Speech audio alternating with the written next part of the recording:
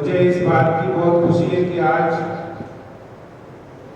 इस प्रांगण में, इस पवित्र प्रांगण में मैं दोबारा आया हूँ, दूसरी बार आया हूँ। पहली बार जब मैं मेयर था उस समय यहाँ प्राण प्रतिष्ठा समारोह था, उस कार्यक्रम में मुझे आने का सौभाग्य प्राप्त हुआ था।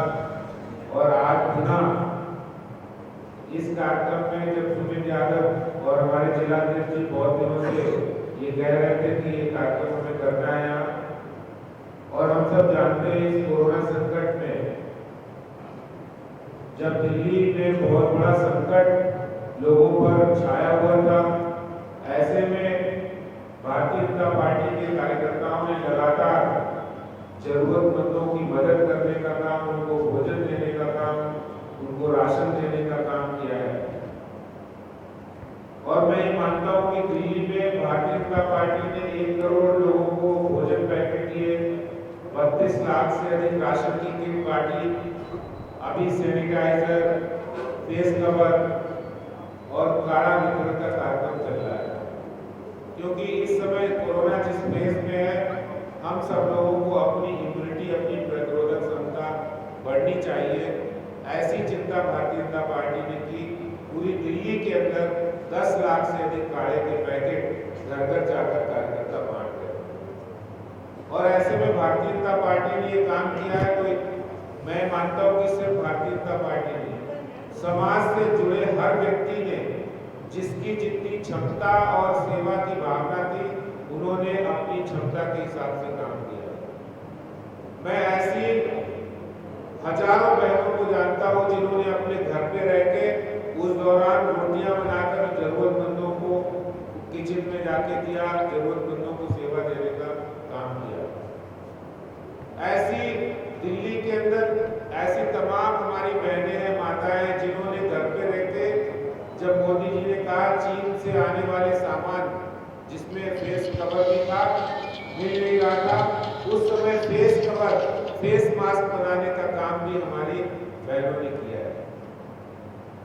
और ये भारत ही है कि जहां जब एक समय जब लॉकडाउन पीरियड चला था और कोरोना संकट आया था, उस समय फेस मास्क की बड़ी कमी थी और महंगा मिलता था।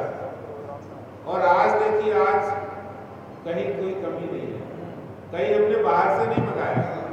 ये हमारी शक्ति है, हमारी जो सामूहिक शक्ति है, उसका परिणाम है कि आज फेस कवर घर घर में एक एक व्यक्ति के पास 10-10 मिल जाएंगे।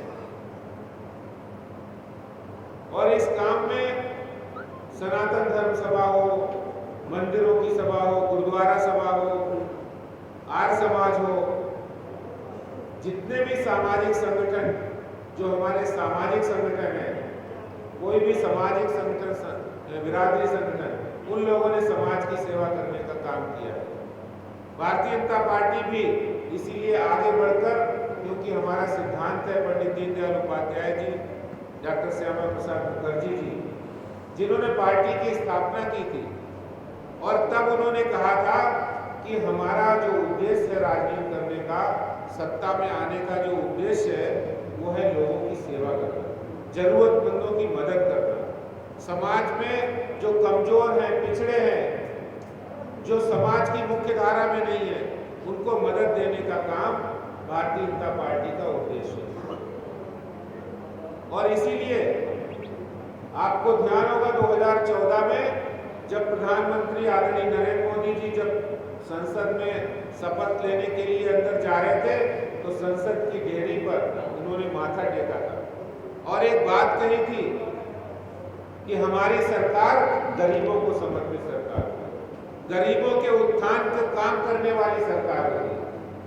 क्योंकि सरकार का जो प्रमुख काम होता है कि इस देश की मुख्य धारा में उनको लाना जो अभी तक देश की मुख्य धारा में नहीं है, जो विकास की धारा में नहीं है, जो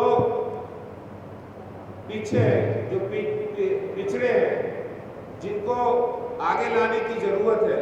क्योंकि जब हम सबको आगे करेंगे, सबको मजबूती प्रदान करेंगे, तभी ये देश मजबूत हो सकता है।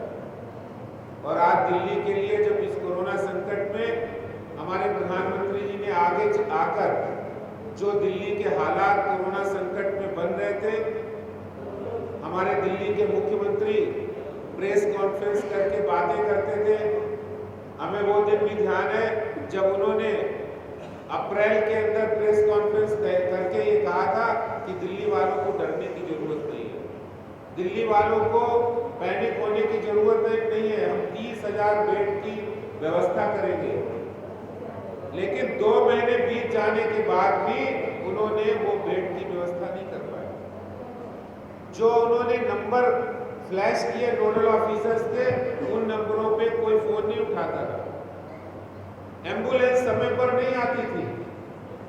दिल्ली सरकार के अस्पतालों के हाल बुरे थे, सबने देखा होगा मीडिया के अंदर किस तरह हालात थे। LNJP हॉस्पिटल का दृश्य आप सबने देखा होगा कि एक तरफ डेड बॉडी पड़ी है, दूसरी तरफ मरीज लेटा हुआ है। ये हालात थे। और ये हालात क्यों बने? आपको पता होगा कि दिल्ली के मुख्यमंत्री उस दिन तक किसी भी अस्पताल का दौरा करने नहीं गए, उनके मंत्री कहीं नहीं गए। 1-2 दिन उनके विधायक वगैरह दिखे थे इलाके में, लेकिन उसके बाद भी वो इलाकों में कहीं दिखे नहीं। आप बताइए कहीं दिखे? कोई उनका जनप्रतिनिधि जिसकी जिम्मेवारी है कि उसको इस संकट की घड़ी में, इस परेशानी के वक्त में जनता को सहारा देने के लिए आना चाहिए, लेकिन वो आए नहीं। भारतीय जनता पार्टी के कार्यकर्ता बिना सरकारी सहायता के लगे रहे। और हमारे प्रधानमंत्री जी ने उस समय जब बहुत बड़ा संकट था, उप मुख्यमंत्री जो दिल्ली के हैं, उन्होंने तो यहाँ तक कह दिया कि 31 जुलाई को 5.5 लाख केस हो जाएंगे। दिल्ली वाले इतना डर गए कि जो लोग यहाँ पे रहते हैं, अपना काम धंधा करते हैं और बाहर उनका पर प्रांति है, कोई यूपी से, कोई बिहार से, कोई बंगाल से, कोई उड़ीसा से, कोई उत्तराखंड से, कोई हिमाचल से, उन्होंने अपने घर जाना शुरू कर दिया। और वो आपस में बातें करने लगे कि भाई दिल्ली का हाल तो बुरा होने वाला है, 5.5 लाख केस हो जाएंगे और यहाँ कोई पूछने वाला नहीं है, अस्पतालों के बुरे हाल है, ऐसे में होगा कि हम बचेंगे कि नहीं बचेंगे। तो ये चिंता जब लोगों के अंदर आ गई, सुप्रीम कोर्ट का भी बहुत सख्त टिप्पणी आई।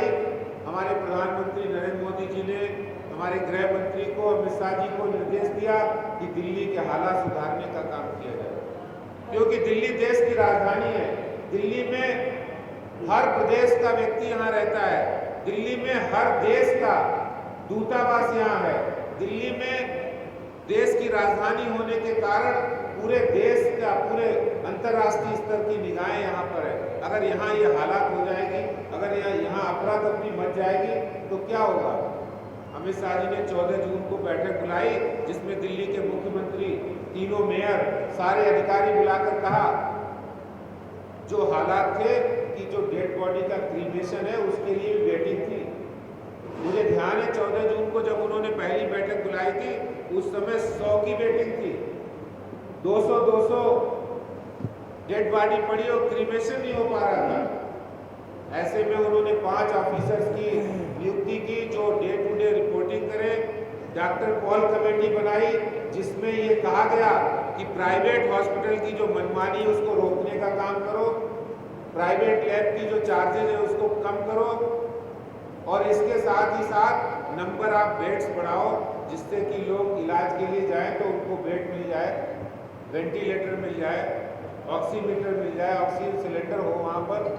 ये सारी व्यवस्था देने का काम जैसे ही शुरू किया, आपको ध्यान होगा 15 जून को उन्होंने सर्वदलीय मीटिंग बुलाई जिसमें मैं गया था, और उसमें मैंने कहा कि दिल्ली में आज जो सबसे बड़ी जरूरत है, दिल्ली में प्राइवेट हॉस्पिटल की मनमानी रुकनी चाहिए, उनके दाम कम होने चाहिए। तो 5 लाख, 10 लाख, 15 लाख उनके बिल बन रहे थे और वो लोगों से ले रहे थे और मजबूरी में लोगों को देना पड़ रहा था।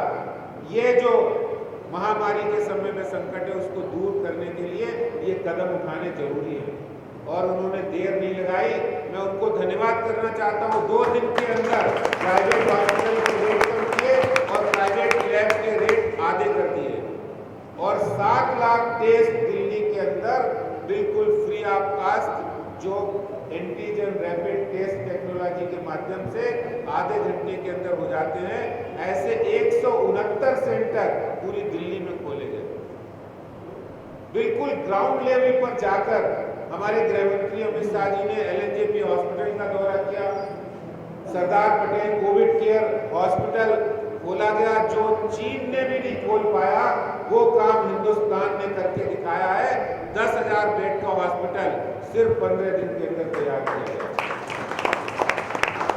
ये सारे काम कोरोना संकट में प्रधानमंत्री मोदी जी के द्वारा, क्योंकि प्रधानमंत्री मोदी जी दिल्ली के बारे में हमेशा बहुत कंसर्न रहते, दिल्ली के लोगों की चिंता करना, उनके लोगों के बारे में सोचना, दिल्ली का चाहे व्यापारी वर्ग हो, गरीब वर्ग हो या मिडिल क्लास हो, सबके बारे में चिंता करना। आपने देखा होगा किस तरह से अनऑथराइज्ड कॉलोनी को रेगुलराइज करने का काम केंद्र सरकार ने किया है।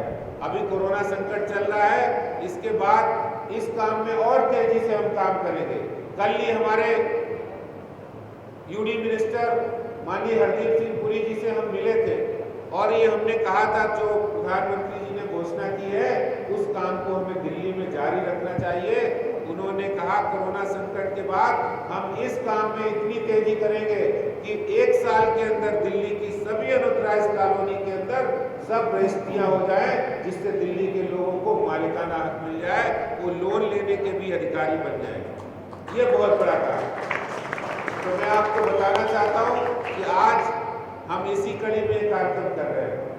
एक अभी भारतीय जनता पार्टी ने कोविड हेल्पलाइन भी अपने कार्यालय में खोली है। 5 डॉक्टर वहां बैठते हैं। आप में से कोई भी व्यक्ति, भगवान न करे ऐसी कोई दिक्कत हो, क्योंकि धीरे धीरे संकट दूर हो रहा है, कमी आ रही है, लेकिन फिर भी कोई हेल्प लेने की जरूरत है तो उस नंबर पर फोन करके डॉक्टरों से सलाह, अस्पताल में एडमिशन या टेस्ट कराने से संबंधित कोई भी जानकारी ले सकते हैं।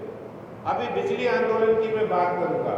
जो बिजली आंदोलन पार्टी ने शुरू किया है, ऐसे समय जब किसी भी सरकार को मदद देने की जरूरत है, जब कोई भी सरकार, जब लोग परेशानी में है, आर्थिक संकट में है, लोगों के काम धंधे चल नहीं रहे, फैक्ट्रियां बंद हैं, दुकानें बंद हैं, ऑफिस बंद हैं, ऐसे समय में जब दिल्ली सरकार को मदद करने की, लोगों की मदद करनी चाहिए थी, ऐसे समय में मनमाने बढ़े हुए बिजली के बिल लोगों के पास आ रहे हैं।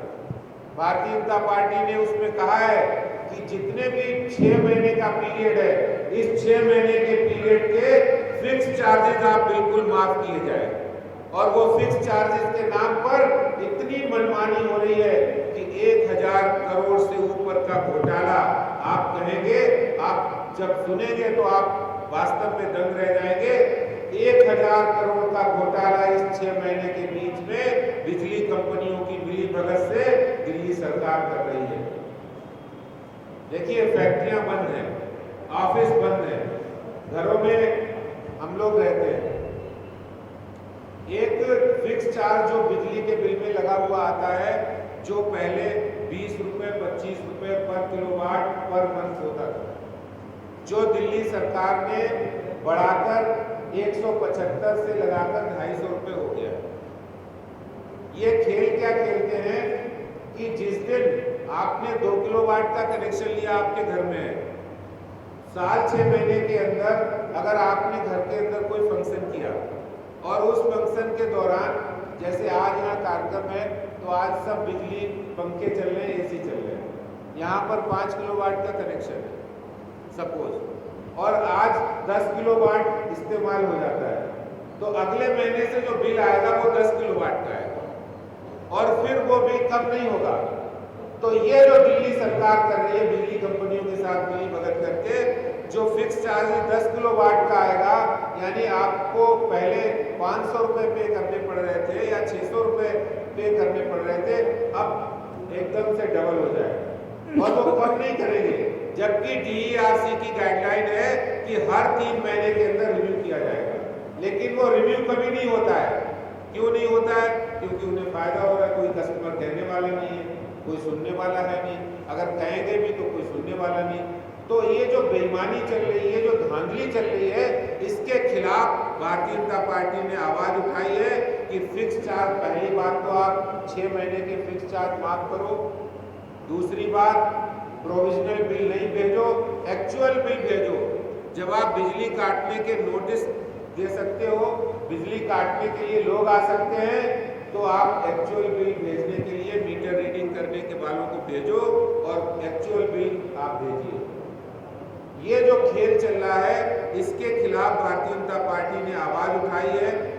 पूरी दिल्ली के अंदर जब गर्मियां होती हैं, बहुत बिजली की डिमांड होती है, तो उस समय 7,800 मेगावाट बिजली की जरूरत होती है। और आपको ये सुनकर आश्चर्य होगा, इस समय हमने जब RTI लगाई, उससे पता लगा बिजली कंपनियां 22,874 मेगावाट के फिक्स चार्ज वसूल कर रही है। ये जो बीच का गैप है, 15,000 मेगावाट पैसे, इतने पैसे पर मंथ के फिक्स चार्ज वो बिल्कुल मुफ्त के ले रहे हैं, बिल्कुल बेईमानी कर रहे हैं। ये दिल्ली भारतीय जनता पार्टी ने ऐलान किया है, ये फिक्स चार्ज आपको वापस लेने ही होंगे। मैं आपसे कहना चाहता हूँ, इस आंदोलन में मैंने कहा है कि डिस्कनेक्शन के नोटिस इस दौरान जिसके घर आएंगे, अब भारतीय जनता युवा मोर्चा के कार्यकर्ता, अगर हमें सूचना मिलेगी तो हम बिजली काटने नहीं देंगे उनको। बिजली कंपनियों के लोग अगर आएंगे और आप हमें सूचना देंगे, तो भारतीय जनता पार्टी के कार्यकर्ता वहां पहुंचकर बिजली कंपनियों की जो कार्रवाई है, जो मनमानी कार्रवाई को करने नहीं देंगे। इस बात के लिए हम पूरी तरह से तैयार हैं। आप लोग इस आंदोलन के साथ अपने सुझाव दीजिए। आपके यहाँ कोई ऐसी समस्या अगर आती है, उसके बारे में बताइए। और मैं आज के इस कार्यक्रम के लिए हमारे मंडल अध्यक्ष सुमित यादव जी और उनकी पूरी टीम, निगम पार्षद जी, नवीन त्यागी जी और हमारे जिला अध्यक्ष जी को बहुत बहुत बधाई और शुभकामनाएं देता हूँ। और मैं ये बात आपसे कहना चाहता हूँ कि भविष्य में हम भारतीय जनता पार्टी का काम अच्छी मजबूती के साथ करेंगे, पहले भी करते आए हैं। लेकिन एक बात जो मैं अपने दिल की आपको बताना चाहता हूँ, हम एक सहयोग सेल स्थापित करना चाहते हैं और वो सहयोग भारतीय जनता पार्टी के कार्यकर्ताओं के साथ हमारा लगातार संवाद कायम रहे। उनकी परेशानी में, उनकी दिक्कत में हम हमेशा खड़े हैं और आगे भी खड़े रहेंगे। इसके लिए कार्यालय पर हमारे वरिष्ठ कार्यकर्ताओं का एक हम सहयोग सेल स्थापित करने वाले हैं, जिसमें आप कार्यकर्ताओं को कोई भी दिक्कत आती है, कोई पुलिस से, कोई अस्पताल से संबंधित किसी भी तरह की कोई परेशानी होती है, तो उन दिक्कतों को, उन परेशानी को दूर करने का जो हमारा दायित्व है, हमारा कर्तव्य है कि भारतीय जनता पार्टी के अध्यक्ष के नाते हम उनकी समस्याओं को सुनेंगे और उनकी समस्याओं के साथ, उनकी परेशानियों में हम हरदम 24 घंटे उनके साथ खड़े रहेंगे। ये मैं समझता हूँ, ये हम लोगों को करने की जरूरत है। मैं आज के इस कार्यक्रम के लिए आप सब लोगों को बधाई, शुभकामनाएं देता हूँ और ईश्वर से प्रार्थना करता हूँ कि इस कोरोना महामारी का अंत तुरंत होना चाहिए, जल्दी होना चाहिए। इसके लिए हमारे प्रधानमंत्री नरेंद्र मोदी जी ने जो यहाँ पर दिल्ली के लिए उपाय किए हैं, दिल्ली पूरे देश के लिए किए हैं, इसके लिए मैं उनको धन्यवाद और आभार व्यक्त करता हूँ आपकी ओर से। और पुनः धन्यवाद करते हुए अपनी बात को समाप्त करता हूँ। धन्यवाद। जय हिंद, जय भारत, भारत माता की, भारत माता की, भारत माता की।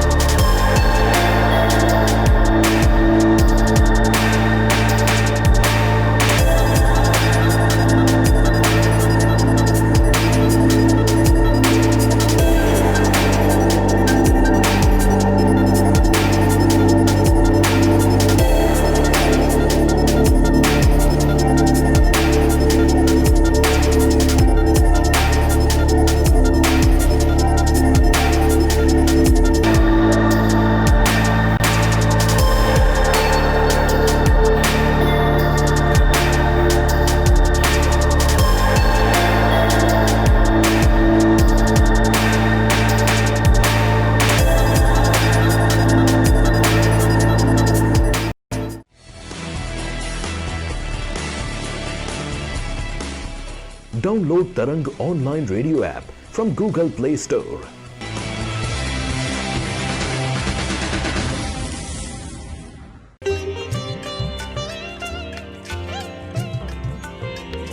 You are listening to Tarang Devotional Online Radio.